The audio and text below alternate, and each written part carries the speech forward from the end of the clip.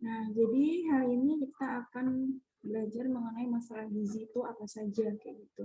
Jadi masalah gizi itu di Indonesia ataupun di seluruh dunia sekarang itu kita menghadapi triple burden malnutrition. Jadi masalah gizinya itu ada 3, triple ya. Ada gizi berlebih, ada gizi kurang, ada masalah gizi terkait mikronutrien. Gizi lebih ataupun gizi kurang ini terkait sama makronutrien. Jadi dia kekurangan kalori atau dia kekurangan kalori gitu ya. Sedangkan kalau dia mikronutrien, ya dia kekurangan mikronutrien. Misalkan kemarin kita sudah belajar ya mikronutrien itu apa saja kayak gitu. Dia mikronutriennya tuh ada yang makro, ada yang mikro nih kayak gitu. Sesuai dengan kebutuhannya. Yang biasanya kalau nutrien itu masalahnya biasanya anemia kayak gitu, terus kekurangan yodium, kekurangan vitamin, itu yang sering gitu. Nah, di sini yang pertama ini adalah kurang kalori dan protein. Biasanya istilahnya tuh KEK, kurang energi kalori gitu, dan juga kurang energi protein atau KEP, kurang energi protein. Nah, di sini biasanya masalahnya itu ada istilahnya marasme sama kwashiorkor. Nah, biasanya terjadi pada anak balita di bawah 5 tahun ya, marasme sama kwashiorkor. Jadi ada tanda-tandanya. Jadi ketika kita melakukan melakukan monitoring pertumbuhan di posyandu gitu, jadi kita bisa ngecek nih tanda-tandanya dari si anak ini ada atau enggak nih. Misalkan perutnya ini apakah anak ini dia membesar atau ketika misalkan ibu jari kita menekan di punggung kakinya, di kedua punggung kakinya kayak gitu atau di yang biasanya di punggung kakinya kayak gitu ketika kita tekan beberapa detik itu akan kembali atau enggak nih. Jadi kalau ditekan biasanya kan agak cekung ya kulitnya ya kayak gitu. Kalau dia kembali berarti dia tidak odem, tidak ada penumpukan cairan. Tapi kalau dia tidak kembali, jadi masih cekung kayak gitu ya. Nah itu terjadi odem, penumpukan cairan. Gitu. Kalau orang beri-beri itu kan biasanya lihatnya mencatnya itu kan di tangan ya. Dia ada penumpukan atau enggak nih. Gitu. Kalau beri-beri biasanya di tangan. Gitu. Nah kalau marasmus itu dia biasanya berat badannya menurut usia itu kurang dari 60% di bawah standar internasional. Kalau kwashiorkor dia kurang dari 80% di bawah standar nasional. Jadi ini juga agak sulit ya. Nanti kalau setelah slide ini kan kita akan lihat ya bagaimana gejalanya kayak gitu. Nah di salah satu ini ya kayak gitu apa kasus kasus gizi ini kalau dihitung berat badannya, sebenarnya dia normal. Tapi kalau dilihat dari simptomnya, tanda gejalanya, kayak gitu, pasti nanti ada muncul nih, dia kurang nafsu makan, sakit-sakitan, kayak gitu, atau dia kurang aktif. Jadi secara tumbuh kembang itu kalau kita cek, dia tuh normal, sesuai dengan kenaikan berat minimal. Jadi kalau di KMS kartu menuju sehat gitu ya yang biasanya dipegang ibunya dikasihkan ke ibunya untuk melihat kenaikan berat badan si anak kayak gitu ketika ke posyandu. Jadi di situ kan ada grafiknya ya kayak gitu. Jadi anak itu dia ketika ditimbang itu berat badannya sesuai sama umurnya. Tapi ketika dia dicek nih simptomnya, oh ternyata anak ini kurang nafsu makan. Perutnya dia bukan kembung ya, perutnya ini membesar. Terus dia rambutnya itu merah. Dia apatis. Jadi ini perlu kita curigain. Jadi kita nggak hanya ngecek ya sebagai ahli gizi, nantinya kita nggak hanya ngecek tumbuh kembangnya. Tapi kita juga tanya nih keadaan si bayi gimana. Nah, di KNS itu kita bisa mengisi keadaan si bayi atau balita. Misalkan pas waktu dicek gitu ya, pas waktu dicek tumbuh kembangnya gitu, si anak ternyata dia lagi diare, ditulis aja diare. Nah, kenapa? Karena ketika berat badannya itu dia naiknya di bawah berat badan minimal, gitu kan berat badan itu ada kenaikan berat badan minimalnya. Jadi di KMS itu dia per bulan itu ada standarnya, KBM-nya, kenaikan berat badan minimalnya tuh berapa per bulan. Jadi di situ kita sebagai nanti ya ahli gizi dan juga ketika kita memberikan pelatihan kepada kader posyandu gitu. Kenapa sih ketika keadaan si bayi atau balita ini perlu dituliskan gitu. Karena memang ketika si anak itu dia pertumbuhannya baik dia lebih ke BB-nya ya gitu. Kenaikannya dia tidak sesuai sama standar KBM-nya, masih di bawah. Ini kenapa? Oh, ternyata anaknya ini diare. Oh, anaknya ini dia ternyata sakit, pilek, flu. Jadi ini bisa sebagai acuan ya kenapa berat badannya ini dia menurun kayak gitu. Nah, di sini kalau untuk orang dewasa ya, kenaikan kurang energi protein gitu ya, kurang kalori dan juga protein ini biasanya diakibatkan memang karena dia asupannya nggak sesuai nih sama kebutuhannya. Kalau sekalian misalkan usia 18 tahun ya, 17-18 gitu ya, kebutuhannya 2.200 sampai 2.300 ya gitu. Itu kebutuhannya. Kalau dilihat dari standar AKG, angka kecukupan gizi ya, gitu, kalau nggak salah ya. Karena di AKG itu dia ada kebutuhan per gender dan juga per umur, bukan per range umur. Jadi ada di situ. Misalnya kebutuhan kalian 2.300, laki-laki sama perempuan beda ya. Misalnya kebutuhan kalian 2.300. Nah, asupan kalian itu 2.100, kurang 2.000, kurang 200, kurang 200. Padahal kegiatan kalian itu dia aktivitasnya itu tergolong berat. Misalkan kalau laki-laki nih kerjanya misalkan jadi kontraktor kayak gitu ya. Atau misalkan kalau ahli gizi dia lagi jadi supervisor untuk survei gizi nasional gitu. Jadi kan sebagian besar dia aktivitasnya itu kan di lapangan, interview, jalan, kayak gitu ya, cari responden, kayak gitu. Aktivitasnya dia antara sedang dan juga berat nih. Nah, kalian konsumsinya tuh nggak sampai 2.300. Nah, itu akan menurunkan konsentrasi kalian. Nah, ketika kalian melakukan pekerjaan itu, kalian konsentrasinya menurun, tentunya dia produktivitasnya akan menurun juga. Akan berpengaruh terkait dengan prestasi kerjanya juga. Kalau di kalian kuliah, tentunya prestasi kuliah kalian akan menurun. Gitu. Misalkan kalau kalian nih ya, sarapan hari ini. Siapa yang sudah sarapan? Siapa nih? Saya sudah, Bu. Sudah. Yang belum ada? Yang belum? Saya belum. Ada, Bu. Yang belum ada ya. Kayak gitu. Belum, Bu. Ya. Nah, jadi jadi sarapan itu dia penting. Kenapa? Karena dia menyumbang 15 sampai 20 sampai 25% lah ya kebutuhan dalam sehari. Jadi kalau sehari itu kan dia ada 5 kali makan ya. 3 kali makan utama, 2 kali makan snack. Misalnya ketika kalian nyemil-nyemil dia dimasukin ke snack kayak gitu ya. Nah, makan pagi itu startnya dari mulai pagi lah ya sampai dia jam 9. Di atas jam 9 dia sudah di luar namanya brunch kayak gitu ya, atau dia masuknya snack lah ya, gitu, makan samping kayak gitu, makan sampingan. Gitu. Nah, kalau kita hitungnya sehari itu 100% gitu ya, 100%. Untuk snack duanya itu antara 10 sampai 15%. Misalkan kita ambil 10% ya. 10% berarti 2 kali snack itu kan 20% ya. Masih ada 80%. 80% di 3 makan utama. Gitu. Kita ambillah untuk makan siang itu yang paling tinggi gitu ya, 80, berarti 30-nya makan siang karena dia lebih ini ya, kalau untuk orang dewasa yang sudah bekerja ataupun yang kuliah itu kan siang-siang tuh kegiatannya agak padat. Makanya perlu untuk metabolisme yang lebih kayak gitu ya, kebutuhan masukan makanan yang lebih kayak gitu.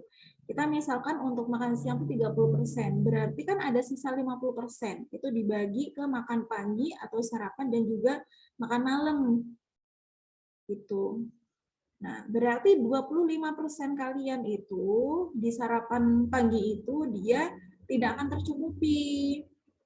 Kalau misalkan kalian ini ya alasannya Ibu, kalau saya sarapan itu muntah Ibu, atau sarapan saya mual Bu, kayak gitu. Sarapannya coba diganti. Sarapan itu nggak mesti nasi kayak gitu. Kalian bisa makan roti, bisa makan misalkan karbonya diganti dengan ini ya, jagung kalau suka jagung, atau ketela kayak gitu. Jadi dicoba untuk melakukan sarapan pagi, karena setelah itu misalkan kalian kerja pun kayak gitu ya, pasti untuk pagi itu kegiatannya lagi fresh-freshnya kayak gitu. Mulai dengan kerjaan tentunya dia konsentrasinya diperlukan sekali. Kalau kalian tidak sarapan, sudah memotong 25% dari kebutuhan sehari, nah akhirnya akan berdampak nih sama konsentrasi.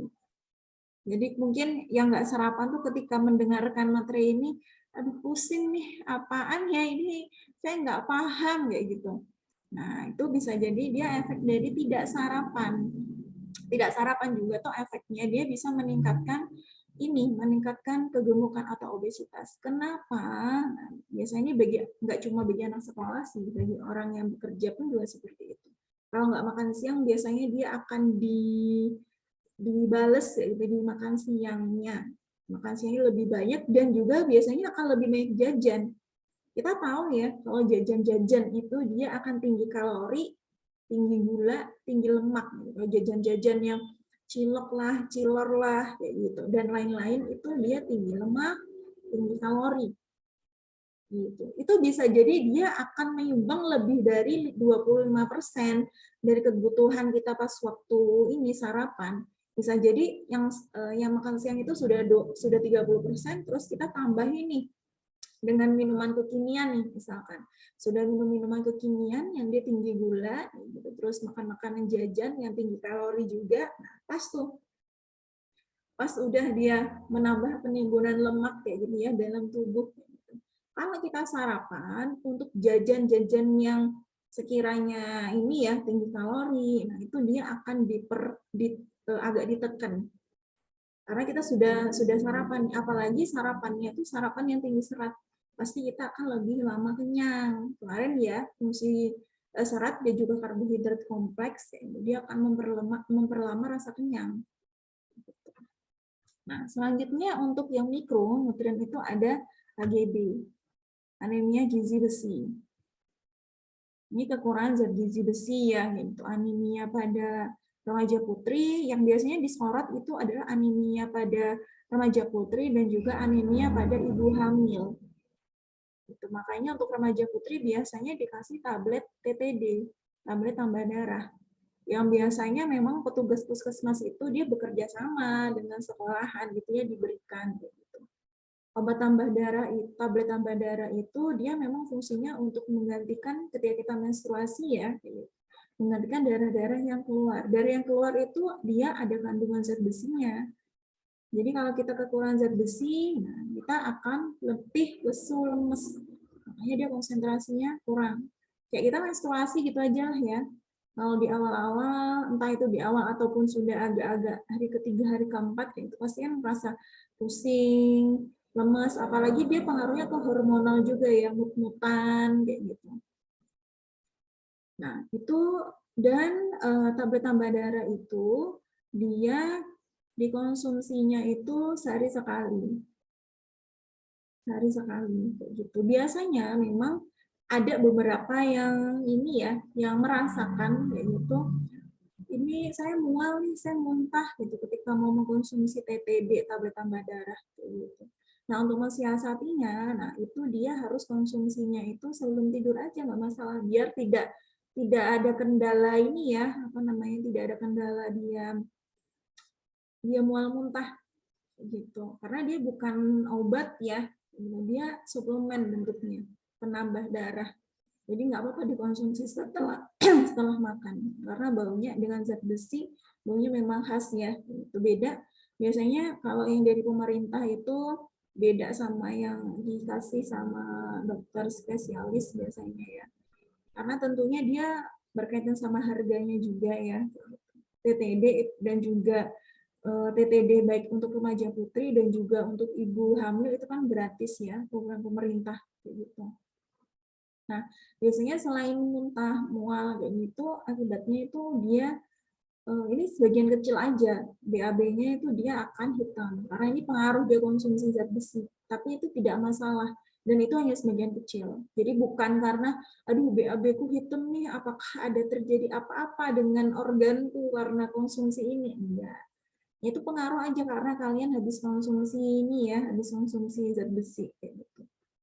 Nah, ini kejadiannya ya, kayak gitu. Jadi, survei kesehatan rumah tangga 2001 menunjukkan prevalensi anemia zat gizi pada balita sekitar 48. Jadi, tidak hanya terjadi pada ini juga, pada remaja muda ataupun ibu hamil, tapi juga pada balita.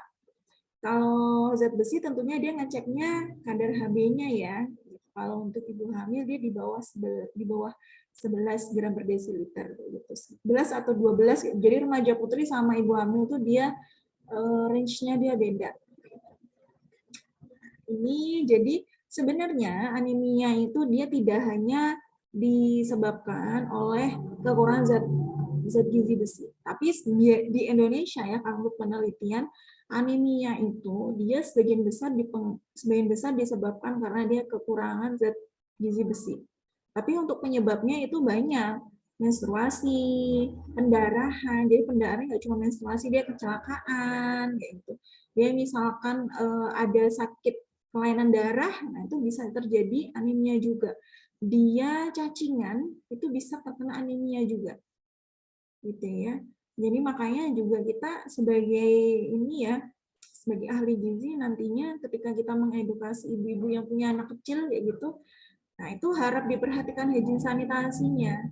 Karena anak kecil itu kan biasanya kalau main, habis main di pasir-pasir, dia lupa ya untuk cuci tangan atau dia nggak pakai alas kaki. Nah, cacing itu dia media ini ya, medianya bisa dari tanah. Nah, kalau kalian sering melihat ini cacing kayak gitu, cacing tuh sebenarnya gimana masuknya dari mana sih kayak gitu? Itu bisa dari telurnya juga, bisa masuk ke lewat ketika kita makan, kayak gitu. Bisa juga dari tanaman-tanaman kayak gitu. Ketika nggak tanamannya itu nggak dicuci, ketika mau kita makan itu bisa juga. Nah, ini anemia zat gizi besi untuk yang ibu hamil, efeknya itu bisa si ibu hamilnya ini anaknya ya, untuk janinnya ini bisa mengalami BBLR, berat badan lahir rendah, yaitu dia di bawah 2,5 kilogram atau 2.500 gram. Itu BBLR, berat badan lahir rendah. Dan juga untuk ibunya ini bisa mengalami mengalami resiko pendarahan. Jadi harus hati-hati ya. Jadi harus kalau memang untuk untuk ibu hamil, jadi konsumsinya itu dia 90 tablet. Jadi biasanya di awal-awal kehamilan kayak gitu ya, sehari sekali gitu, dan fungsinya suplemen itu dia kan sebagai pendukung ya atau sebagai penambah. Tetap dia ini konsumsinya dari makanan. Konsumsinya dari makanan dia. Jadi ketika kalian mengedukasi klien pun nantinya, jadi tidak hanya ibu hamil itu harus mengonsumsi suplemennya, tapi harus menjaga atau mencari sumber-sumber zat besi yang terjangkau bagi dia. Jadi tetap harus dari makanan, sumber utamanya dari makanan. Ya.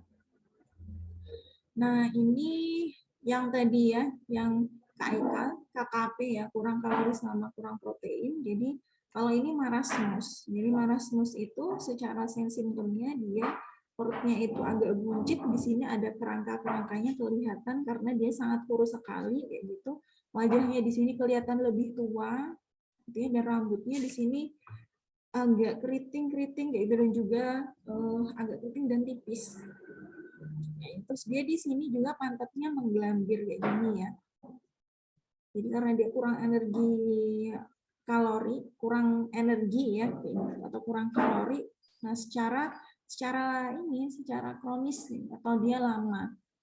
Gitu. Nah, simptomnya, nah itu dia mual, diare, apatis, emosi tidak terkontrol ataupun rewel gitu ya, maksudnya karena anaknya sakit ya, itu rewel. Gitu. Nah, ini biasanya wasting ya, anaknya wasting itu dia dilihatnya kalau parameternya itu dari BB per TB-nya. BB per TB-nya dia tuh kurang dari min 2 SD, standar deviasi. Kurang dari min 2 SD kalau kita lihat SD-nya kayak gitu. Nah, ini kekurangan jaringan adiposa juga dan juga massa otot, makanya di sini dia menggelambir juga, di sini kelihatan kerangkanya juga kayak gitu. Nah, ini biasanya rentannya pada anak dengan ekonominya itu dia ke bawah, tingkatannya tuh yang bawah. Jadi dia secara asupan pun kalori, kekurangan energi kalorinya tuh dalam jangka waktu yang lama. Rentan pada anak usia 6-18 bulan, jadi ini masih masa-masa golden period ya. Jadi masa-masa dia mendapatkan MPASI, makanan pendamping ASI. Jadi sudah kalau menurut gizi seimbang ya, pedoman gizi seimbang, kalau anak di usia lebih dari 6 bulan, dia pedoman gizi seimbangnya itu adalah tetap memberikan ASI dan juga dia sudah memperkenalkan MPASI, makanan pendamping ASI. Jadi nanti sesuai sama teksturnya ya. 7-8 bulan, 9 bulan, terus dia di atas 1 tahun, dia disesuaikan sama teksturnya. Gitu. Dan ini rentan juga terjadi ketika anak itu dia sudah punya adik. Jadi kalau misalkan dia masih usia 9 bulan atau 10 bulan gitu ya, sudah punya adik gitu ya, sudah punya, atau dia kurang dari 1 tahun gitu ya, sudah punya adik. Nah, itu biasanya ibunya sudah hormon prolaktinnya ya, dia tidak akan menghasilkan ASI lagi.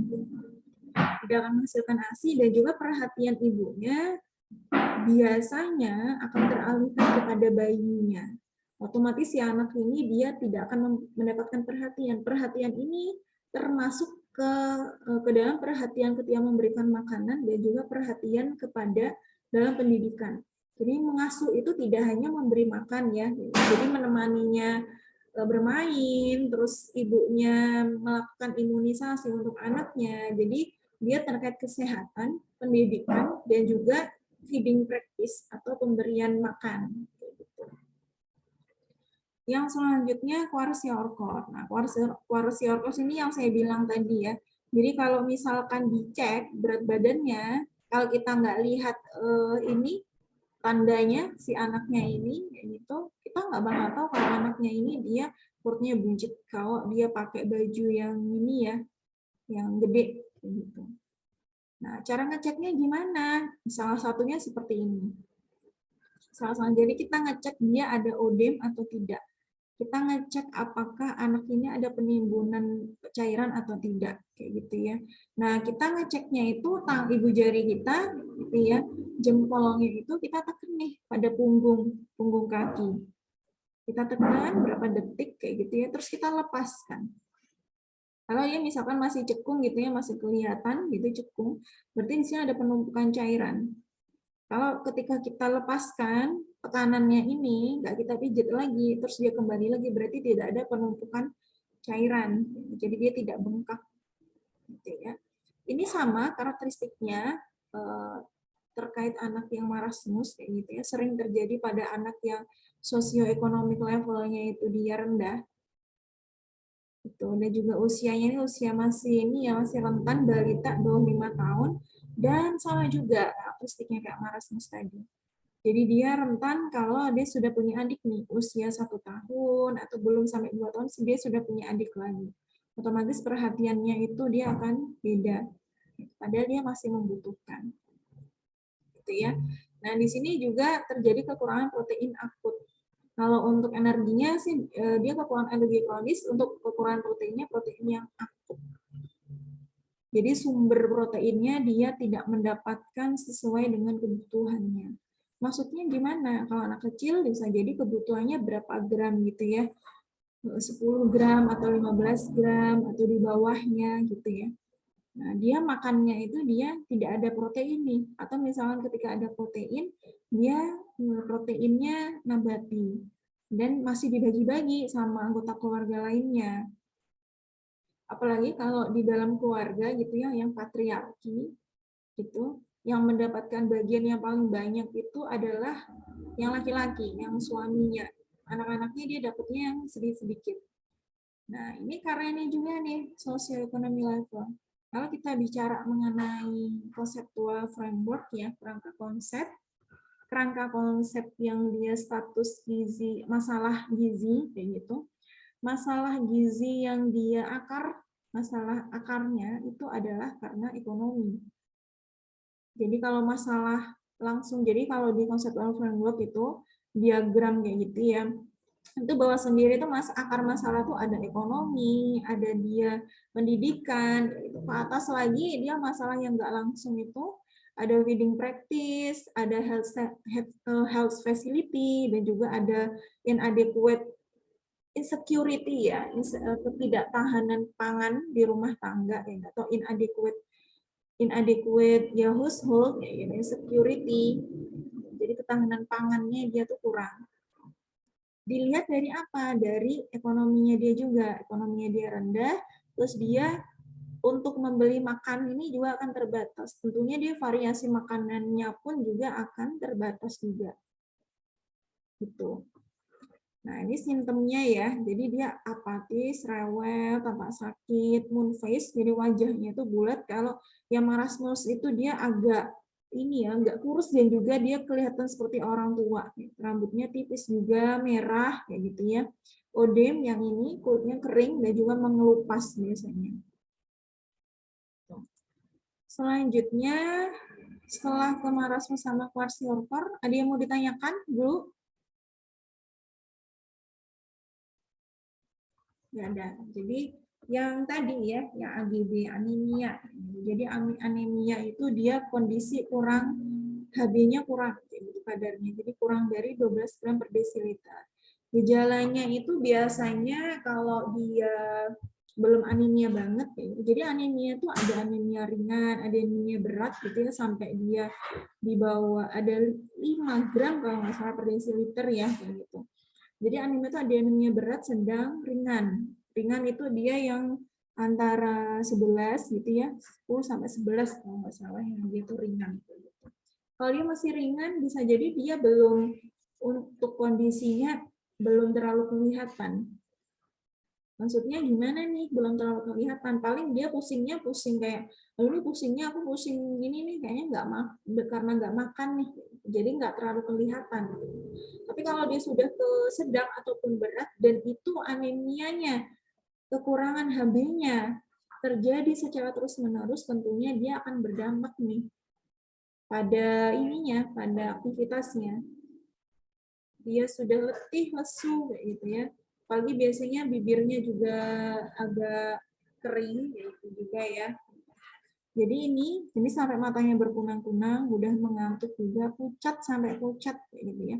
Kalau teman-teman biasa mungkin ada temen ya kayak gitu yang oh ini anak ini anemia akut atau anemia kronis. Biasanya dia perlu sampai dia berat, anemia berat ya, biasanya perlu transfusi darah. Karena dia akan juga akan mengganggu ini ya aktivitasnya dia kalau tidak ditransfusi. Kayak gitu. Nah, ini kalau untuk yang remaja tadi ya tentu akibatnya dia akan ke prestasi belajar. Untuk anak kuliah juga seperti itu ya. Nah, penyebabnya tadi sudah saya sudah saya sebutkan. Jadi tidak hanya dari zat gizi besi, tapi kalau di survei Indonesia sebagian besar itu masalahnya karena kekurangan zat gizi besi. Ini defisiensi zat gizi besi kayak gitu. Karena zat besi itu dia sumbernya dari protein. Protein itu kan ada nabati, ada hewani. Sedangkan derivabilitas zat besi itu kalau dari protein ya itu lebih baiknya pada protein hewani, derivabilitas zat besinya, penyerapan zat besinya. Artinya, nah ini akan diperparah nih. Misalkan kalau dia ada penyakit penyerta, ada TBC, HIV, AIDS, dia disertai anemia, akan lebih berat lagi dampaknya bagi tubuhnya. Gitu. Nah, makanya dalam piringku, dalam pedoman PUGS, gitu, kalau bisa, jadi nggak apa-apa misalkan, oh ternyata saya nggak bisa nih, saya ekonominya ke bawah, saya nggak bisa mencukupi, nggak bisa tiap hari atau tiap makan saya harus protein hewani, nggak apa-apa, dicukupin aja protein nabatinya yang terjangkau. Tapi diusahakan di situ misalkan 2 hari sekali atau 3 hari sekali itu ada tersedia protein hewani yang terjangkau aja. Gitu. Misalkan kalau dibandingkan sama protein hewani lainnya ya, jadi kalau sekarang kan harga sudah mulai naik ya, kebanyakan ya, telur juga sudah naik kayak gitu. Jadi kita bandingkannya dengan hewani lainnya aja, sumber protein hewani lainnya ya memang sama-sama mahal ya. Oh ini ada telur nih yang harganya agak terjangkau kalau dibandingkan sama sumber lainnya. Sama ini, sama ikan yang dia asalnya dari tawar. Dia lebih murah dibandingkan ikan laut. Jadi 2 kali sekali dalam 2 hari kalau bisa disediakan gitu protein hewaninya. Jadi zat gizi besi itu dia ada yang menghambat, jadi penyerapannya tuh ada yang menghambat, ada yang membantu penyerapan. Kalau yang menghambat penyerapan itu dari tanin, ya gitu ya, dari ketika kita mengonsumsi teh, kayak gitu. Kalau yang dia meningkatkan penyerapan, itu berasal dari vitamin A dan juga vitamin C. Jadi konsumsi buah-buahan atau sayur-sayuran yang dia mengandung vitamin A dan juga vitamin C. Ya. Vitamin A itu biasanya warnanya merah-merah ataupun orange. Vitamin C ya kayak gitu. Yang dia ada merahnya, ada orange-nya warnanya gitu ya. Yang kedua ada pendarahan, ada menstruasi dan juga ada ketika pendarahan melahirkan atau pendarahan atau kecelakaan gitu. Nah, itu dia bisa mengakibatkan anemia. Makanya dia jalannya tuh biasanya kalau sudah berat gitu ya, anemia beratnya itu transfusi darah gitu. Yang selanjutnya hemolitik, jadi biasanya terjadi pada penderita thalassemia. Jadi penderita thalassemia itu dia antara pemecahan ya, antara pembuatan sel darah merah. Nah, itu dia berbeda sama kita. Makanya di mereka itu pemecahannya tuh cepat, pemecahan sel darah merahnya. Gitu. Makanya dia akan sering terjadi anemia. Gitu. Makanya biasanya untuk orang thalassemia tuh sering transfusi darah ya. Yang terakhir ya, itu tadi cacingan. Gitu ya. Kalau kita cacingan, kalau cacing itu dia dari telur sudah ke dalam tubuh kita, makanannya itu darah. Gitu. Jadi kalau lama-kelamaan dia hidup kayak gitu ya di tubuh kita, pasti kita akan kekurangan darah juga. Nah, untuk yang ini ya, untuk daerah yang dia endemik cacingan yang sering di situ daerahnya sering ada masalah cacingan, itu dianjurkan untuk mengonsumsi obat cacing 2 kali setahun. Jadi 6 bulan sekali. Kalau yang bukan daerah endemik, nah itu dianjurkan 1 tahun sekali. Jadi kita ini bisa konsumsi obat cacing gitu. Pasti di antara kalian pas waktu kecil ada yang pernah ya cacingan kayak gitu. Nah, dampak anemia ini yang tadi saya sebutkan juga ya. Anemia itu yang pertama di sini kita mulai dari mana nih? Dari sini juga bisa ya, dari sini juga bisa. Misalnya dari sini nih kebugarannya. Jadi dia tadi dari gejalanya gitu ya, letih, lesu, lemah, pucat kayak gitu. Dia kebugarannya itu dia akan menurun. Tentunya dia secara gregetnya gitu ya ketika melakukan aktivitas, nah itu dia akan berkurang. Konsentrasinya berkurang, prestasinya berkurang, kinerjanya pun dia akan berkurang. Kayak gitu. Terus dia ada infeksi. Dia sakit kayak gitu ya. Sakit yang nantinya dia nafsu makannya itu dia akan menurun. Sakit, nafsu makannya menurun, nah dia akan mempengaruhi daya tahan tubuhnya, dia jadi sakit kayak gitu. Sakitnya tambah sakit kayak gitu ya. Makanya kita petugas kesehatan tuh semuanya tuh adalah promkes, promotor kesehatan yang melakukan promosi kesehatan gitu ya. Jadi anemia ini merupakan salah satu masalah yang masih sangat diperhatikan, baik dia di ibu hamil dan juga remaja putri. Karena di mereka kalau remaja putri juga masih mengalami menstruasi gitu ya per bulan gitu, dan juga asupan zat gizinya dia kurang. Untuk ibu hamil tentunya dia kebutuhannya itu ada penambahan. Tidak seperti wanita usia subur gitu ya, tidak seperti yang dia sebelum hamil. Jadi dia ada penambahan.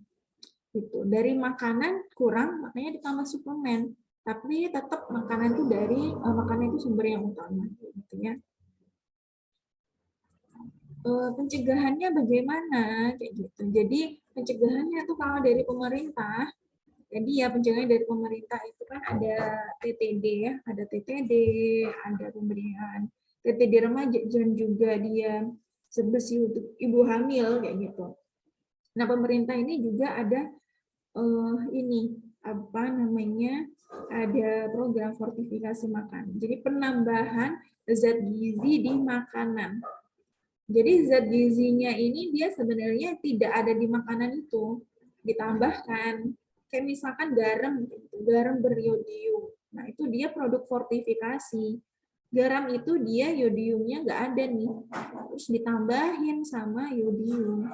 Yodium itu biasanya sumbernya itu berasal dari tanah juga ya, yang di bawah tanah kayak gitu. Di Indonesia kadar yodium itu dia sangat kurang sekali. Makanya diperlukan fortifikasi. Jangan sampai kita kurang yodium ya, gitu. Pun juga zat besi lain, zat gizi lainnya ya, gitu. Zat besi seng, asam folat, vitamin B1, B12. Nah, biasanya itu ada di tepung terigu. Makanan yang dia difortifikasi sama zat lain itu biasanya adalah makanan yang sering dikonsumsi. Jadi kayak mie, garam, minyak, itu yang sering dikonsumsi. Jadi memang penambahan zat gizi ini, fortifikan ini, zat besi yang dimasukkan itu namanya fortifikan ya. Kalau ini programnya atau prosesnya namanya fortifikasi. Nah itu ya tadi ke makanan-makanan yang sering dikonsumsi oleh khalayak umum. Gitu. Itu untuk pencegahannya ya. Nah ini selain anemia tadi zat gizi besi, ada masalah lain, jadi gangguan akibat kekurangan iodium tadi. Jadi dia programnya itu dia ini dari garam beriodium kayak gitu ya. Nah, garam kekurangan iodium ini untuk anak yang dilahirkan, kalau ibunya dia kurang iodium, anaknya ini bisa kreatin. Kreatin itu anaknya secara pertumbuhan itu akan terganggu, perkembangannya pun dia akan terganggu. Ini maaf banget, jadi dia seperti anak idiot gitu ya, bila dari wajahnya itu seperti anak idiot. Itu kreatin ya. Gitu. Di ibu hamilnya ini bisa mengalami keguguran, bayinya lahir mati, defisiensi mental, ataupun dia nanti ketika dilahirkan, si anaknya ini dia juling matanya. Jadi perlu diperhatikan ya untuk konsumsi yodiumnya ya. Gitu. Terus untuk selanjutnya, yang sering itu defisiensi vitamin A juga. Tapi sekarang sudah ada program ya pemberian vitamin A, gitu, yang sesuai dengan umurnya. Gitu.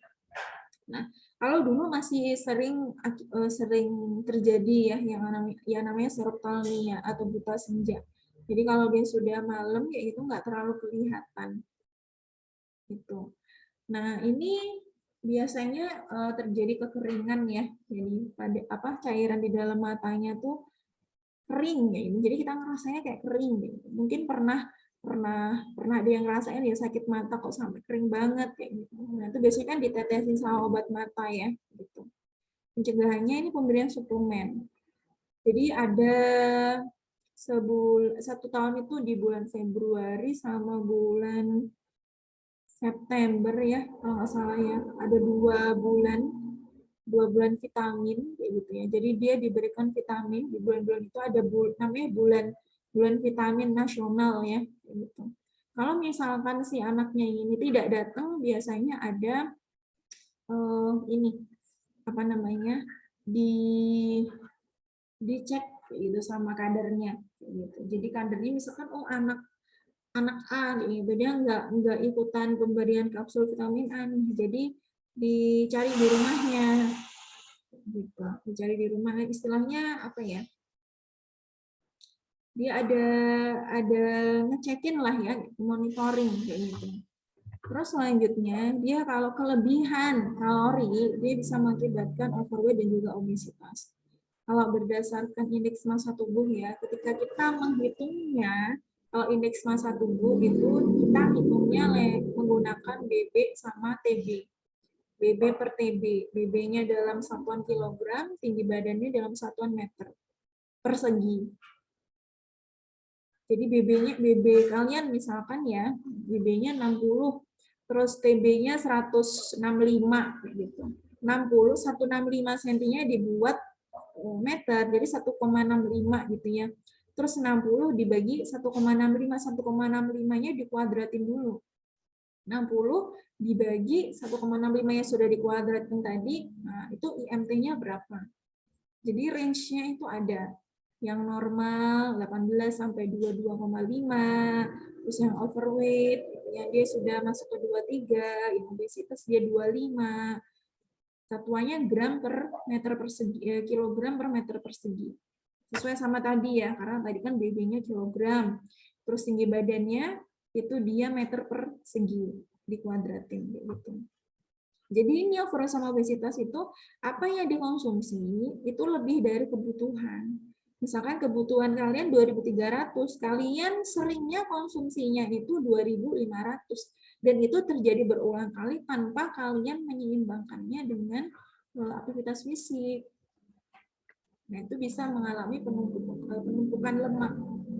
Gitu ya. Nah, pada masa bayi, penimbunan lemak ini terjadi 2 tahun pertama. Karena peningkatan ini ya, pertumbuhan, yaitu tumbuh kembangnya bayi ini juga paling drastis itu ya pada usia-usia 1 tahun, kayak gitu. Jadi, misalkan beratnya berapa gitu pas lahir gitu ya, 3 kilo kayak gitu. Nanti akan berkali-kali lipat, kayak gitu, 3 kali lipat sampai dia berapa? 5 kali lipat gitu ketika dia usianya 2 sampai dia balita atau di atas 2 tahun kayak gitu. Nah, ini biasanya bayi-bayi yang terkena overweight itu atau obesitas itu karena memang dia yang pertama gitu ya sudah diberikan MPASI ketika sebelum 6 bulan. Dan juga dia diberikan susu formula. Diberikan susu formula di sini tidak diperbolehkan ketika si anak ini masih bisa disusuin dan ibunya memproduksi ASI-nya itu cukup. Jadi kalau ibunya itu cukup produksi ASI-nya kayak gitu, itu sudah cukup dari situ aja, tidak perlu diberikan susu formula. Kalaupun dia diberikan susu formula itu harus memperhatikan keadaan si ibunya. Misalkan ibunya ternyata ketika usianya 3 bulan ibunya dirawat nih di rumah sakit sampai lama kayak gitu. Nah, si ibunya ini nggak bisa produksi ASI atau ibunya lagi misalkan saja ibunya koma kayak gitu. Otomatis tidak bisa memproduksi ASI gitu ya. Nah, itu nggak apa-apa diberikan susu formula. Jadi pemberian susu formula itu pada keadaan tertentu saja. Gitu ya. Nah, ini resiko peningkatan insiden ini. Jadi overweight sama obesitas ini. Jadi kalau obesitas itu dia kegemukan ya. Kegemukan itu ada tipenya, ada tipe apple, bentuknya kayak apel, ada yang dia pear. Kalau di apple tuh bentuknya perutnya yang buncit, biasanya terjadi pada laki-laki. Kalau bentuknya pear itu biasanya pada perempuan, bagian pinggang, paha, sama pantatnya itu besar. Yang lebih riskan terkena komplikasi itu adalah yang bentuknya apel ya, yang dia perutnya besar. Karena dia lemak visceralnya di situ lebih banyak, visceral fatnya, lemak di bawah kulitnya lebih banyak. Gitu. Dia riskannya lebih ke laki-laki, gitu ya. Terus bagaimana? Tadi kan ada masalah-masalah nih, ada kekurangan energi mikro maupun makro dan juga mikro kayak gitu. Kira-kira gimana nih cara memenuhi kebutuhan gizinya? Gitu. Kira-kira dari apa? Ada yang tahu? Sudah baca kan ya? Ini slide-nya. Kira-kira bagaimana cara memenuhi kebutuhan zat gizinya? Memperhatikan pola makan. Terus? Berolahraga. Terus?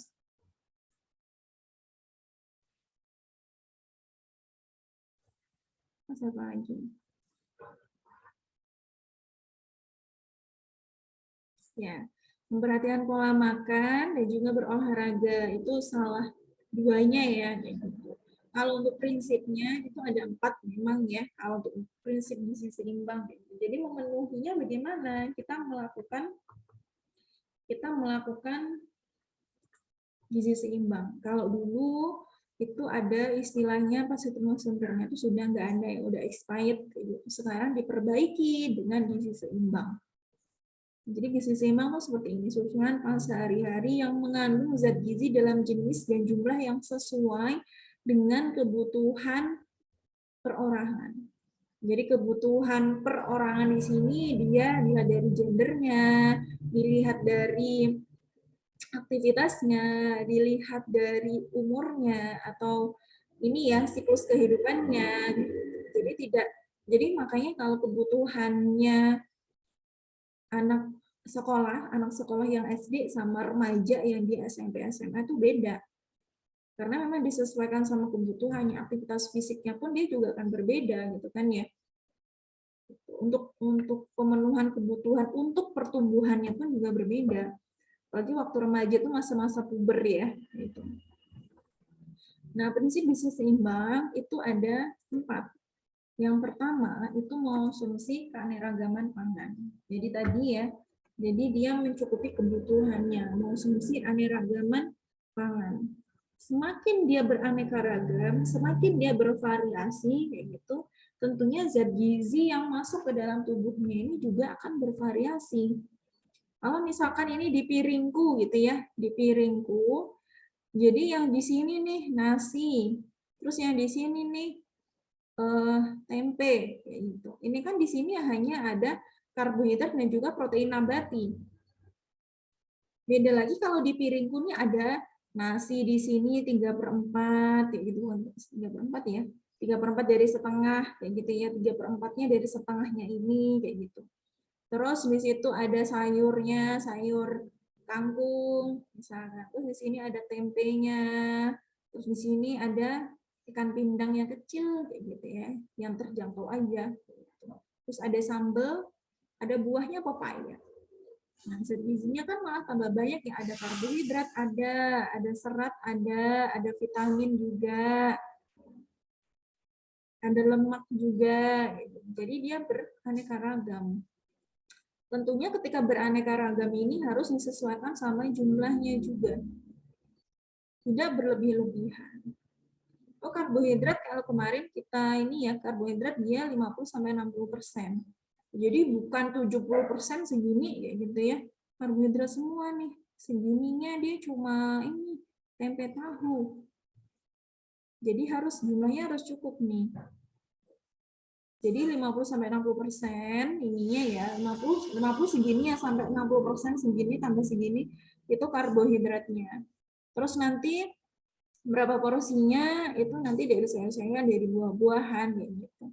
Tentunya juga jangan berlebihan. Jadi kan ya cukup, tidak boleh berlebihan. Kalau berlebihan, misalnya nasinya berlebihan kayak gitu. Ini lebih ke sumbernya ya kayak gitu. Atau dia secara asupan dia di atas dari kebutuhannya. Kebutuhannya 2.400, tapi dia konsumsinya 2.500 kayak gitu. Biasanya yang lebih banyak berkontribusi pada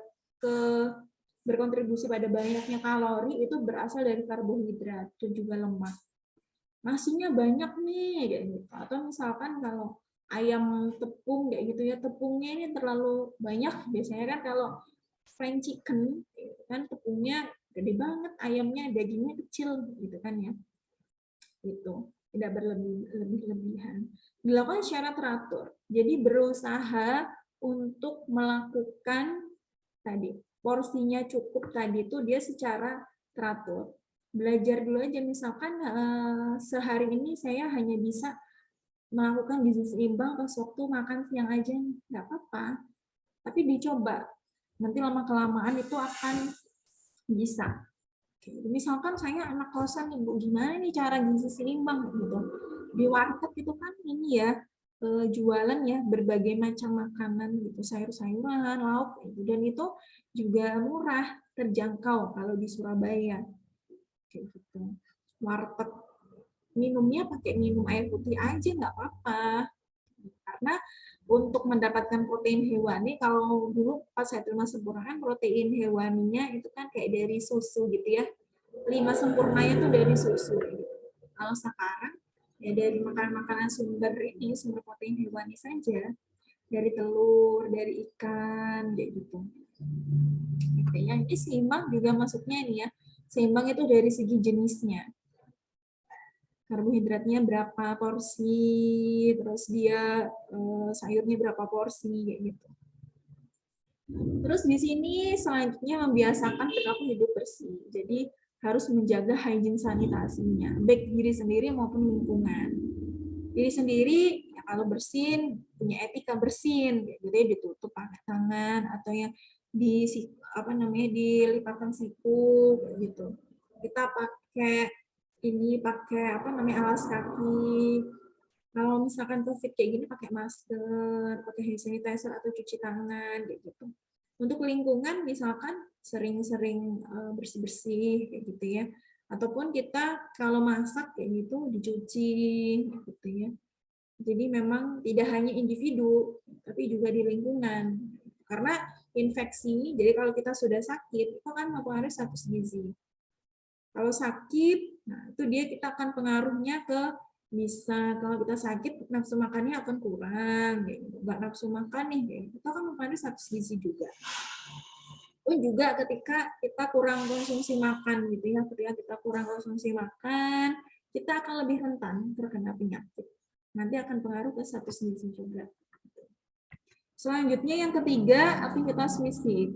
Jadi aktivitas fisik itu dia berbeda sama physical activity atau sama ya. Aktivitas fisik itu beda sama exercise. Jadi exercise itu dia masuk ke aktivitas fisik, tapi aktivitas fisik itu belum tentu exercise atau olahraga gitu ya. Jadi misalkan kalian nyapu, ngepel, itu masuknya aktivitas fisik atau physical activity ya in English ya. Gitu. Kalau kalau lari, jogging, terus sit up, terus yoga, zumba, gitu, nah itu bukan aktivitas fisik tapi dia exercise. Exercise itu dia masuk ke dalam, dia ada kategori ininya baik, benar, terukur, teratur. Baiknya ini sesuai dengan kemampuan kalian. Oh ini saya belum bisa lari maraton nih, misalkan kalau hobinya lari, saya jogging aja dulu. Jadi dia sesuai sama kemampuannya. Jangan terlalu dipaksakan dulu. Yang kedua ini benar itu secara secara alur. Mulai dari pemanasan, terus inti, terus pendinginan. Kalau teratur ini lebih ke intensitasnya. Jadi saya mau melakukan intensitasnya apa nih? Ringan, sedang. Jadi mau sedang misalkan 30 menit sekali olahraga. Teratur, kalau teratur ini frekuensi, mau berapa kali kalian akan berolahraga. Kalau frekuensi itu sekitar 3 sampai 5 kali ya dalam seminggu ya. Kalau terukur ini biasanya sekitar 30 menit. Nah, ini sama ya. Jadi kalau kalian ingin mencegah dan mengatasi obesitas ini, kalian melakukan fit, frekuensi, intensitas, tipe latihan, dan time. Ini sama kayak ini sebenarnya. Frekuensi, jadi dia masuk ke dalam teratur, intensitas dia masuk pada terukur, tipe latihan dia masuk ke baik dan juga benar, time ini juga yang masuknya terukur juga sama teratur. Nah, di sini perbedaan dari latihan atau exercise dengan physical activity ya, gitu. Nah, ada latihan juga exercise itu masuknya ke high intensity interval training.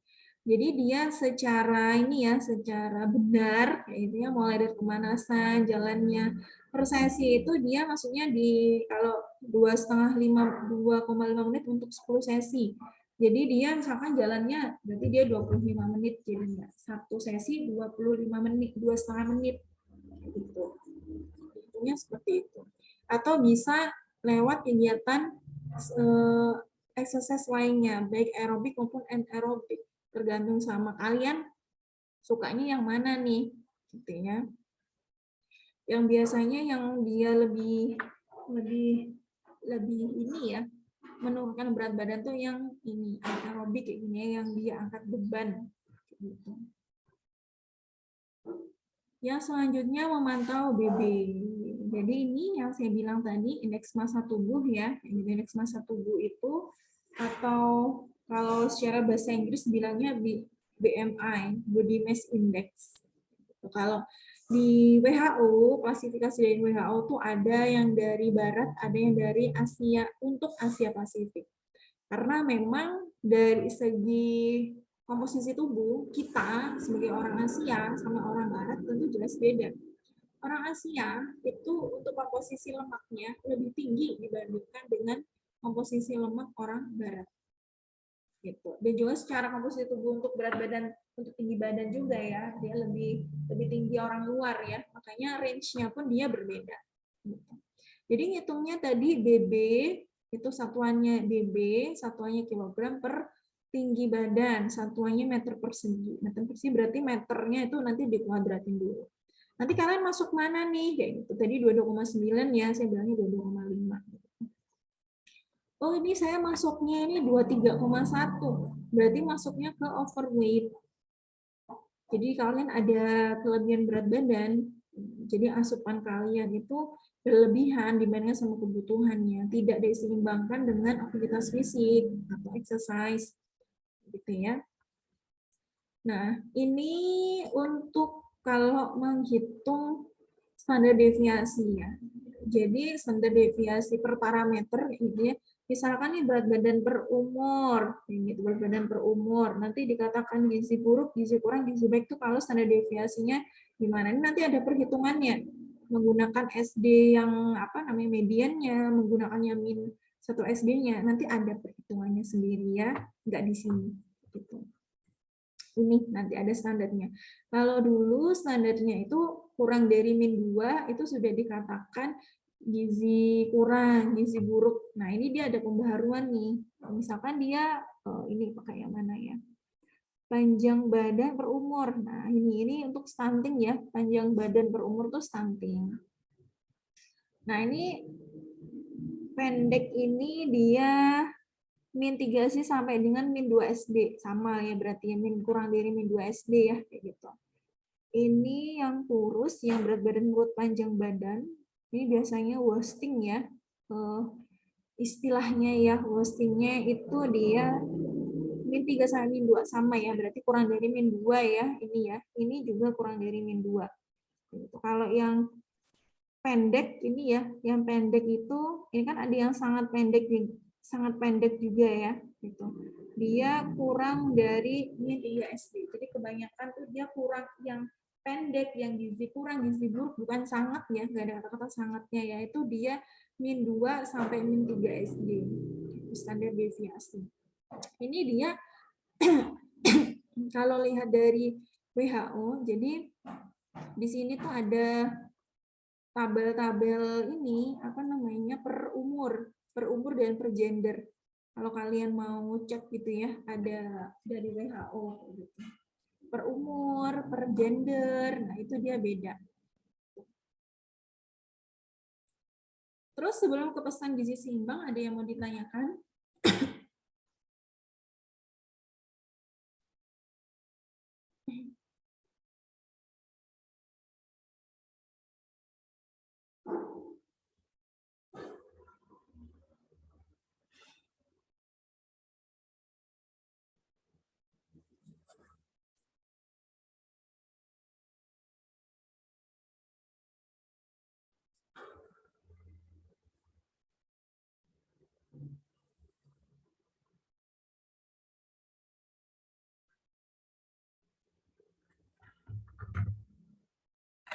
Untuk pesan gizi seimbang itu ada 10.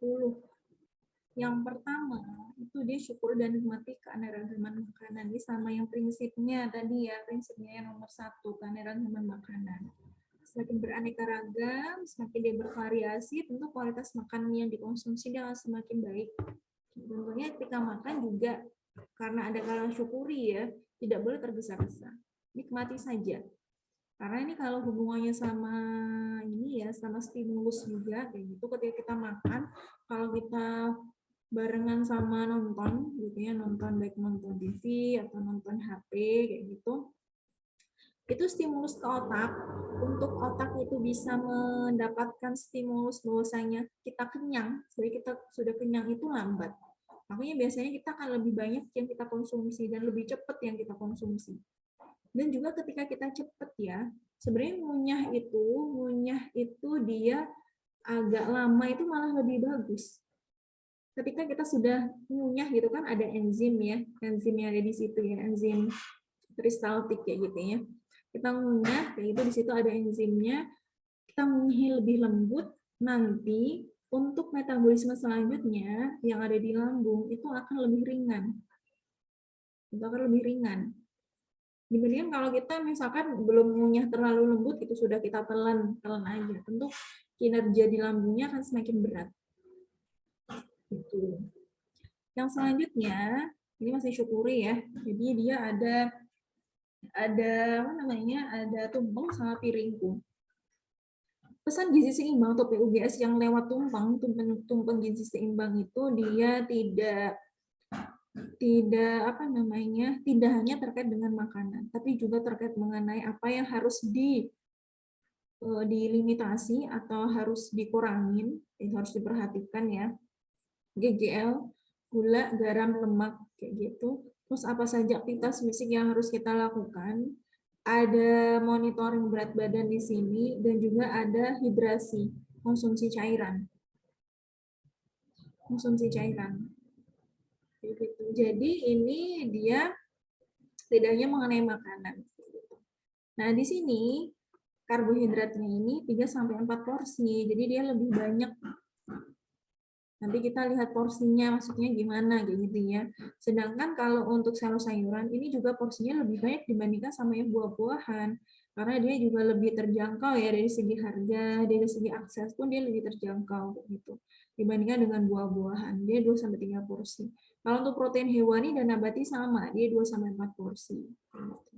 GGL itu 415 ya, 4 sendok makan untuk gula, 1 sendok teh untuk garam, dan 5 sendok makan untuk minyak. Minyaknya ini maksudnya adalah penyerapan, bukan ketika kita goreng nggak boleh 5 sendok mah, kayak gitu, nggak boleh lebih dari segini, gitu. Enggak, itu penyerapannya. Nanti di semester 3 kalian belajar mengenai penyerapan ini ya, penyerapan minyak. Gitu. Sedangkan kalau piringku, nah ini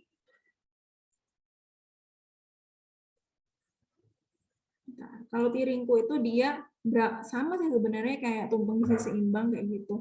Dia seberapa sih kayak gitu. Nah kalau kita di sini ya makanan pokok itu kan dia nggak ada setengahnya ya di sini ya 3/4 dari setengah ini. 3/4 dari setengahnya ini. Nah lauk-laukan sama buah-buahan itu hampir sama nih di sini hampir sama. Buah-buah sayur-sayuran dia sama kayak makanan pokok di sini. Di sini juga memperhatikan hygiene sanitasi, memperhatikan GGL, kayak gitu, memperhatikan hidrasinya juga. Gitu. Terus yang kedua itu terkait makanan sayur-sayuran. Jadi sayur dan buah itu fungsinya sebagai antioksidan. Dia mencegah radikal bebas, baik dari makanan maupun dari non makanan, dari polusi dan lain-lainnya juga. Gitu. Radikal bebas pun biasanya juga bisa dari makanan tuh maksudnya kayak ketika kalian makanannya tuh berasal dari yang bakar-bakar, gitu, dari sate yang dipanggang-panggang, gitu, itu dia ada radikal bebasnya. Gitu ya. Nah, di sini sayur-sayuran dan buah-buahan itu juga mengandung karbohidrat atau istilahnya gula ya di situ ya. Ada fruktosa yang memang gula ada di buah-buahan ya. Gitu. Gula itu ada gula sederhana, ada yang dia gulanya harus dipecah lagi, pun juga karbohidrat ya. Karbohidrat itu ada karbohidrat kompleks dan yang sederhana. Yang sederhana itu nggak dipecah lagi. Makanya dia bisa meningkatkan kadar gula secara cepat dibandingkan karbohidrat kompleks. Karbohidrat kompleks itu karbohidrat yang dia masih perlu dipecah lagi.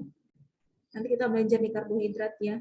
Jadi perlu dipecah lagi, makanya dia metabolismenya agak lama, peningkatan kadar gula darahnya juga nggak terlalu cepat. Terus dia kenyangnya pun dia dalam waktu yang agak lama. Biasanya karbohidrat kompleks itu dia berasal dari makanan yang agak seret gitu ya. Kalau makanan yang agak seret itu berarti seratnya tinggi. Gitu aja ya, makanan yang seret itu dia seratnya tinggi. Kayak gitu. Nah, ini juga bisa menurunkan resiko sulit buang air besar nih untuk yang buah-buahan sama sayur-sayuran.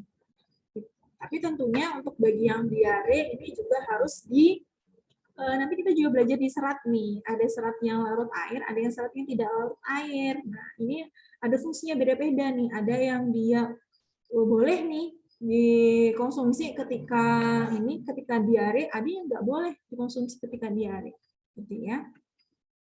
Terus selanjutnya ini masih sayur dan buah. Jadi ini maksudnya tadi apa sih? 2-3 porsi, 3-4 porsi kayak gitu. Jadi konsumsinya kalau kita gramin itu dia 400 gram per orang per hari. Jadi ini bisa dibuat ya 400 gram itu 250 dari sayur-sayuran, 150 itu dari buah. 250 itu bisa setara 2,5 porsi. 2,5 porsi makan yang kita ciduk pakai ini ya, pakai apa namanya? pakai sendok sayur. Tapi itu bukan misalnya 250 tuh dia sama kuahnya tuh enggak, itu pure ininya, pure sayur-sayurannya aja, enggak sama kuahnya. Kalau sama kuahnya mah nanti kuah semua kayak gitu ya sayurannya gitu. Terus 150 ini diasumsikan itu dari 3 buah pisang Ambon yang ukurannya sedang kayak gitu ya, sama atau dia 1,5 potong pepaya ukuran sedang. Gitu. Jadi kalau kita lihat di sini contohnya sebenarnya untuk buah-buahan, walaupun dia dari segi porsinya sedikit dibanding sayur-sayuran, kalau kita lihat variasi sebenarnya kan ada yang mudah ini ya, mudah didapatkan ya, dan juga harganya tidak terlalu mahal. Gitu ya, oh pepaya nih sering ini agak murah gitu ya, pepaya sama pisang sama apa lagi, jambu juga kayak gitu ya. Jadi yang dicari yang murah meriah, apalagi kalau misalkan di Surabaya gitu ya ada sayur box dan lain-lainnya kayak gitu, bisa ada promo-promo nih beli kayak gitu. Atau kalian mau nanam sendiri kayak gitu ya, mau nanam sayur sawi atau kangkung sendiri, terong kayak gitu, itu malah lebih menghemat lagi gitu kan. Jadi aksesnya lebih terjangkau lagi. Nah, untuk protein ada hewani dan juga nabati. Jadi tadi sama ya untuk kebutuhannya 2-4 porsi dalam sehari gitu ya. Jadi ini kalau protein nabati benar ya. Dia lebih banyak mengandung lemak tidak jenuh yang baik untuk kesehatan dibandingkan dengan lemak hewani yang dia mengandung lemak jenuh. Nanti kita bahas di lemak ya. Jadi ada lemak jenuh, ada lemak tidak jenuh kayak gitu. Nah, jadi protein hewani sama nabati ini sama-sama tadi ya, sama-sama mengandung zat gizi besi. Kalau protein nabati penyerapannya dia lebih kecil gitu, kalau protein hewani dia lebih banyak sampai 25%, kalau ini nggak sampai 5% penyerapannya. Jadi bisa ketika kalian konsumsi itu bisa mix match kayak gitu ya. Jadi bisa diatur kayak gitu. Jadi nggak hanya protein hewani aja, tapi bisa ditambahin nih. Mau ditambahin di sini apa nih? Ayam gitu, ataupun telur kayak gitu, ditambahin ikan gitu, ditambahin ya gitu. Jadi ini selain tadi ya tinggi lemak jenuh, tadi juga tinggi kolesterol juga.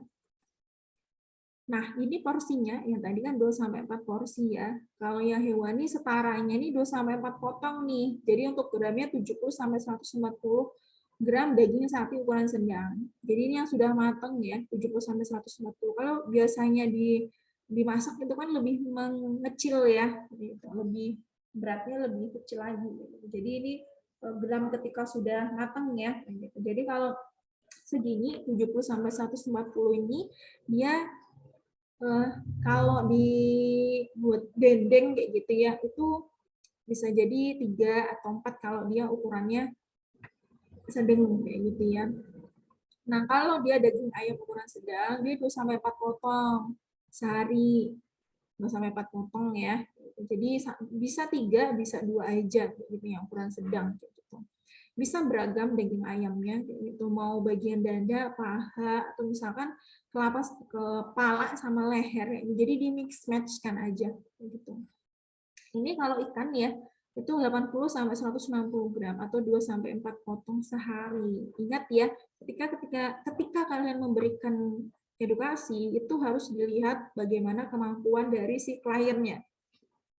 Kalau kliennya di sini kelasnya ekonomi menengah ke bawah kayak gitu. Berarti yang kita ambil misalkan telur, terus ayam sama ikan. Daging itu kan jarang ya dikonsumsi ya kayak gitu. Dan biasanya sering dikonsumsi itu pas waktu lebaran haji kayak gitu kan ya. Jadi disesuaikan sama kemampuan ekonomi ketika kita memberikan edukasi. Takutnya kita sudah, wah ini Bu, yang Ibu harus konsumsi daging sapi Bu, seafood Bu, udang Bu, cumi Bu. Tapi ternyata si ibunya nggak bisa. Nah, makanya kita harus tahu ekonominya ibunya bagaimana nih kayak gitu. Karena ketika kita konsultasi itu kita tahu histori keluarganya itu. Historinya nggak cuma terkait ini ya, terkait makanan, terkait riwayat penyakit kayak gitu, tapi juga kita bisa tanya pendapatan si ibunya supaya bisa memberikan konsultasi atau materi yang pas buat ibunya. Nah, kalau untuk yang protein nabatinya, ini bisa ini ya 4-8 potong tempe ukuran sedang. Jadi kalau untuk anak-anak yang ngekos nih, jadi kalau ngekos kan agak dilemanya itu kalau kita beli tempe yang goreng gitu ya di warung dan lain-lain itu sebenarnya harganya sama kayak satu papan tempe mentah. Jadi coba pikirkan gitu. Coba pikirkannya tuh maksudnya kalian sebenarnya bisa loh menghemat dengan masak kalau misalkan ada waktu dan juga ada fasilitas gitu ya. Kalau misalkan nggak ada fasilitas ya nggak apa-apa beli. Jadi dia 4-8 potong tempe kayak gitu. Kalau tahu sama 4-8 potong ukuran sedang. Yang karbohidrat, jadi karbohidrat ini kalian juga harus diversifikasi. Apa nih maksudnya diversifikasi makan, Bu? Kayak gitu. Jadi konsumsi makanan yang beraneka ragam. Tidak hanya sumbernya, oh saya ini ingin menyejahterakan petani. Petani kan nggak hanya petani ini ya, nggak hanya petani beras ya, nggak hanya petani padi gitu. Petani tuh ya banyak ininya, banyak hasil tanamnya juga gitu ya. Jadi diversifikasi makanan itu dia bermacam-macam pangan yang dikonsumsi. Dari karbohidrat kompleks dan juga sederhana. Kalau nasi dia masuknya sederhana ya, gitu. Jadinya nggak terlalu seret. Kalau nasi merah ini agak seret kayak gitu ya. Dia masuknya tetap sederhana, cuma dia secara indeks glikemik dia ini ya sedang ya, gitu. Nggak yang tinggi gitu ya. Indeks glikemik itu untuk mengetahui seberapa jauh dia akan meningkatkan gula darah gitu. Nah, yang karbohidrat kompleks itu kayak yang ini nih, yang seret-seret nih ketika kalian makan nih, gandum, terus kentang, ketela. Ini apa ya? Ini yang merambat ya intinya. Jadi yang seret-seret ini dia karbohidrat kompleks, yang dia seratnya juga tinggi. Ya, yang ini nih fungsinya mencegah kenaikan gula darah. Ini kebutuhannya tinggi karena memang dia kalau dari segi porsi ya 3-4 ya gitu. Karena memang dia lebih mudah aksesnya terjangkau dan juga harganya lebih mudah, harganya lebih murah gitu. Terus selanjutnya yang kelima, batasi konsumsi GGL, gula, garam, lemak. Jadi 415 ya, ini 415.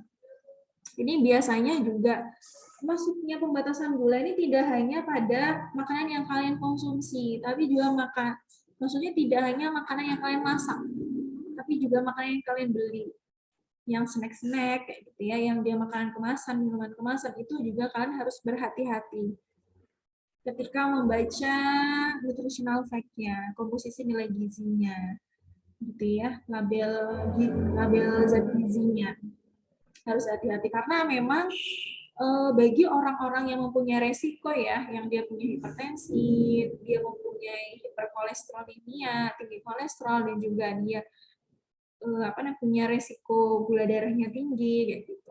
Itu penting ketika mengonsumsi makan atau minuman kemasan.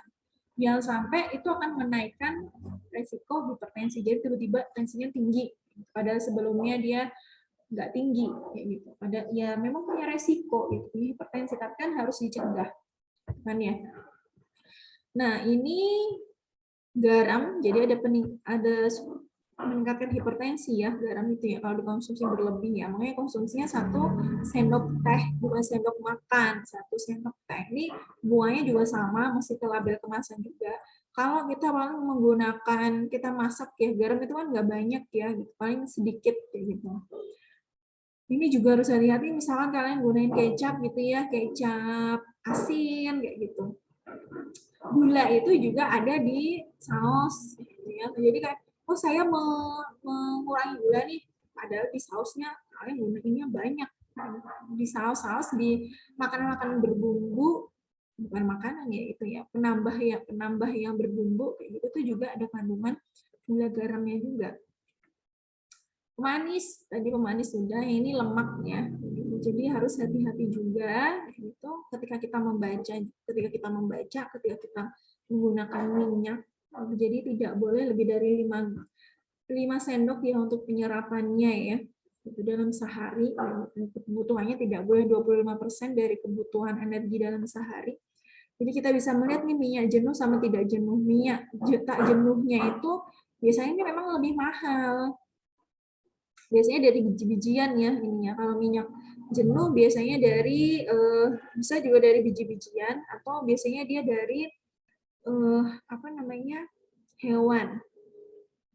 Gitu. Nah, yang selanjutnya itu kita harus membiasakan sarapan. Tadi seperti yang saya bilang tadi ya. Jadi sarapan itu kalian ini 5-30 itu dia range-nya ya. Jadi kalian terserah mau ngambilnya berapa kayak gitu. Yang tadi saya ngambilnya 25% nih. Jadi kalau kalian tidak sarapan itu akan kebutuhan kalian juga akan kurang ya dalam sehari ya. Padahal manfaatnya itu sangat baik untuk kalian ya, untuk meningkatkan konsentrasi, supaya kalian juga produktivitasnya juga baik gitu. Nggak mikirin makanan aja gitu ya. Jadi pas waktu kuliah kayak itu belum sarapan gitu, atau pas waktu kerja belum sarapan ya itu, jadi selama kerja mikir aja, aduh nanti makan apa ya karena sudah lapar nih, jadi balas dendamnya nanti pas waktu makan siang. Jadi ini bisa menurunkan resiko jajan tidak sehat seperti yang saya tadi bilang tadi ya. Jadi akhirnya kalau nggak sarapan itu balas dendam gitu. Makanan siangnya juga ada, cemilannya juga ada, ya dia tinggi kalori, tinggi energi, tinggi gula, gitu ya. Selanjutnya hidrasi. Jadi biasakan minum air putih yang cukup dan aman. Yang cukup dan aman ini disesuaikan. Cukup dan aman, amannya di sini sumbernya ya. Sumbernya dia harus jelas.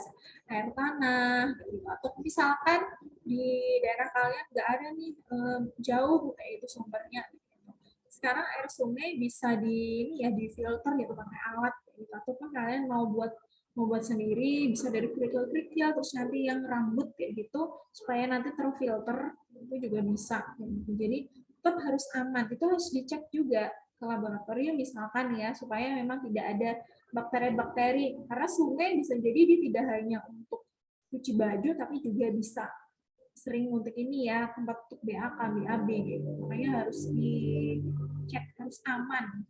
Yang cukup ini di sini harus disesuaikan sama kebutuhan dan juga sesuai sama aktivitas fisiknya.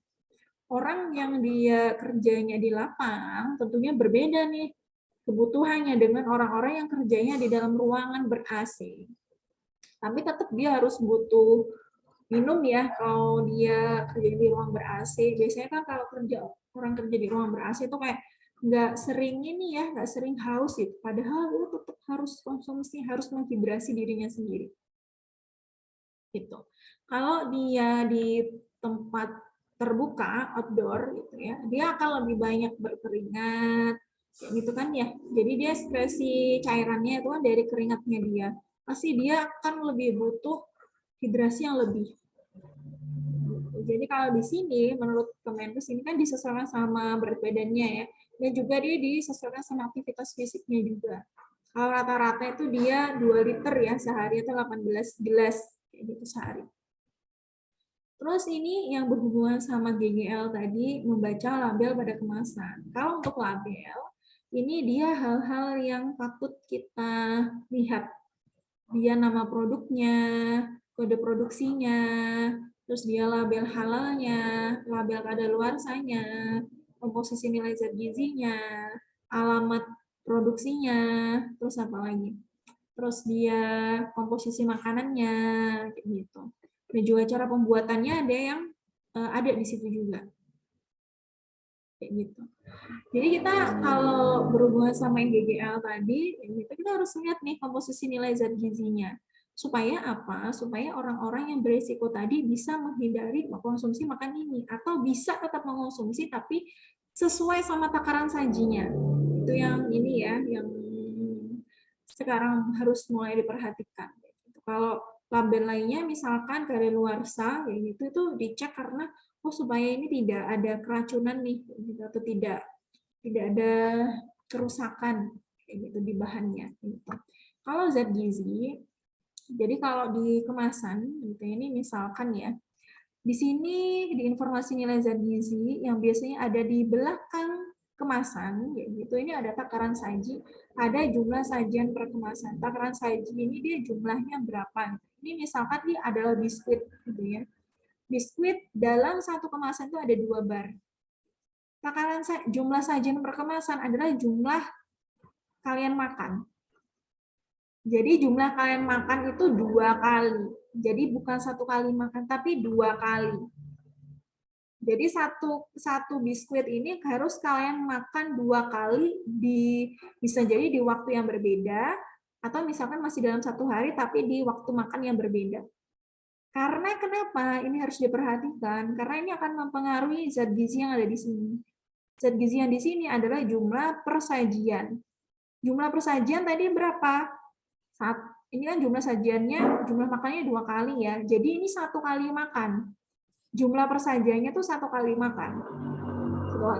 Jadi 1 kali makan itu dia energinya 220 kilokalori. 1 kali makan barnya ini. Kalau kalian makan sekaligus, energinya itu bukan 220, tapi berapa? Kalau kalian makan sekali ini energinya jadi berapa? 440. Ya, 440 karena dia 2 bar dan kalian makan sekaligus. Padahal di sini harusnya makan 2 kali gitu kan ya. Jadi yang kalian makan di sini itu otomatis 2 kalinya.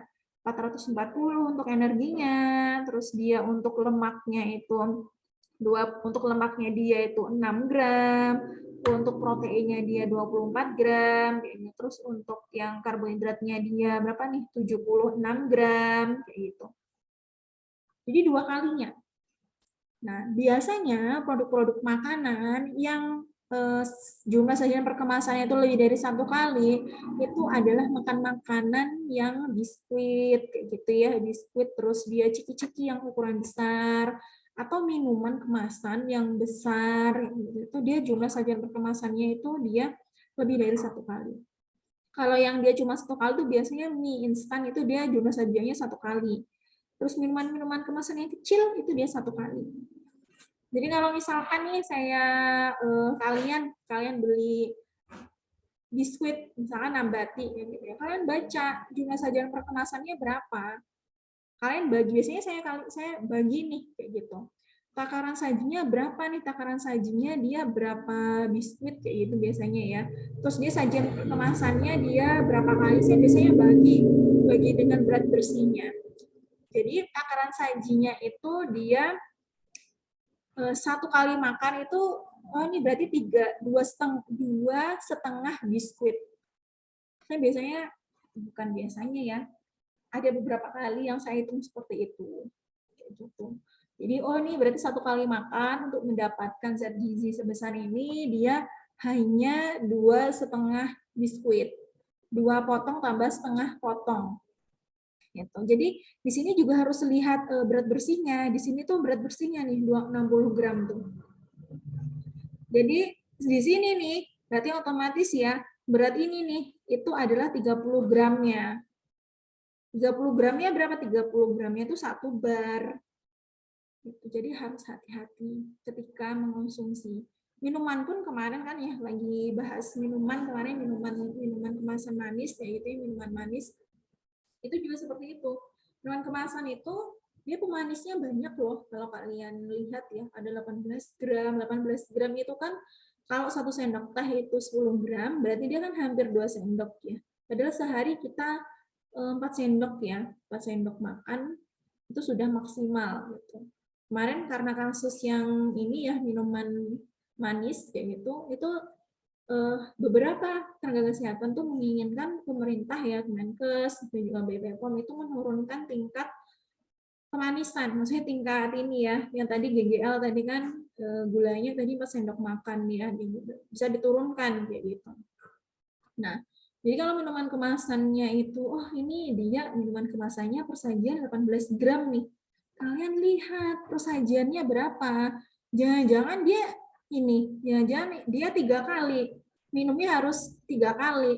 Nah, kalau kalian minumnya langsung sekali minum, ya berarti dikali 3. Di 18 gram loh, dikali 3. Kali 3 tuh sama berapa tuh? 50-an ya, 54 ya. Jadi kalian sudah konsumsi 5 sendok makan lebih dari minuman kemasan aja. Belum dari makanan yang kalian makan yang tidak kemasan. Jadi harus hati-hati ini. Jadi harus dibaca ini nih, jangan hanya lihat ininya. Jadi ini tuh kalau angkanya jumlah saja kemasannya tidak satu, berarti kalau kalian konsumsinya langsung habis, ini bisa berubah nilai ini yang masuk ke dalam tubuh kalian. Gitu ya. Jadi ini harus diperhatikan ketika kalian mengonsumsi makanan kemasan. Kalau di Indonesia juga sudah ada sebenarnya, ada istilah namanya FOP, front of package.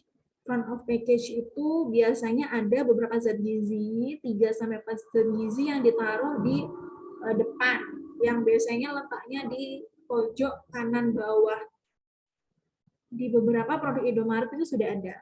Jadi di situ bisa tahu energinya berapa, terus kalorinya berapa, energi atau kalori ya, bisa juga dan dia gulanya berapa, garam, gula, serat itu berapa gitu.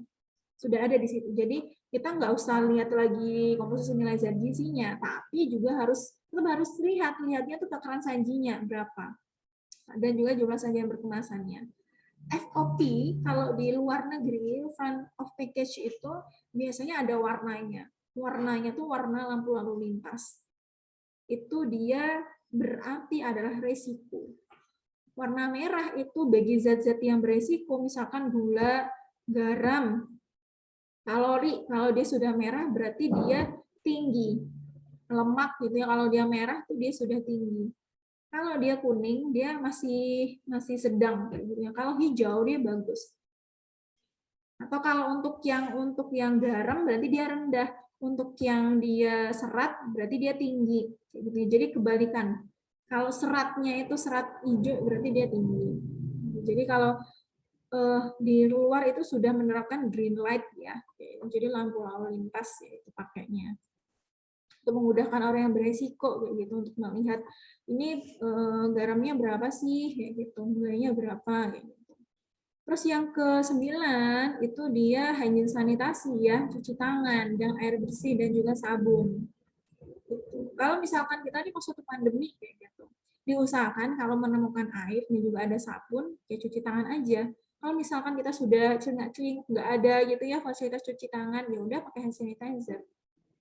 Gitu. Jadi kalau selama masih ada air dan ada sabun, ya pakai itu.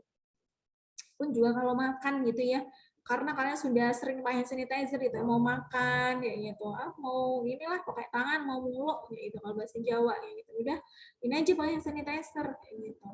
Nah, kalau ada air ya pakai air aja. Ya. Nah, ini cuci tangannya juga tidak yang kita perhatikan ya. Jadi ada beberapa ya, sebelum setelah makan. Gitu. Kalau sudah punya anak misalkan sebelum sama setelah mencebokin anaknya, kalau untuk ibu rumah tangga sebelum sama setelah mempersiapkan makan kayak gitu. Jadi ada banyak kegiatan yang kita sebelum sama setelahnya harus cuci tangan. Dan kita sudah hafal lah ya bagaimana cara cuci tangan kayak gitu supaya memang bagian sela-sela jari kita tuh terhindar dari berbagai macam bakteri gitu ya. Terus yang terakhir masuk ke aktivitas fisik. Ini masuk juga sama yang prinsipnya tadi ya. Jadi aktivitas fisik ada yang dia ringan, sedang, berat, itu disesuaikan sama ini kemampuannya ya. Jadi kalau aktivitas fisik itu yang misalkan kayak cuci, nyapu, terus dia apa namanya ngepel, dia masuknya keringan ataupun sedang kalau waktunya lama. Kalau nyangkul kayak gitu ya, kalau petani nyangkul dan lain-lain, bajak sawah itu masuknya ke berat. Dia aktivitas fisik tapi dia bukan olahraga ya. Jadi ini harus diperhatikan sesuai sama kemampuan kita tadi ya, benar, baik, teratur, sama terukur. Gitu. Kalau mau exercise juga kayak gitu. Fungsi-fungsinya di sini ya, dia bisa lebih bugar gitu. Jadi dilakukan 3 sampai 5 kali dalam 1 minggu dengan intensitasnya 30 menit gitu. Oke, dari sini ada yang mau ditanyakan?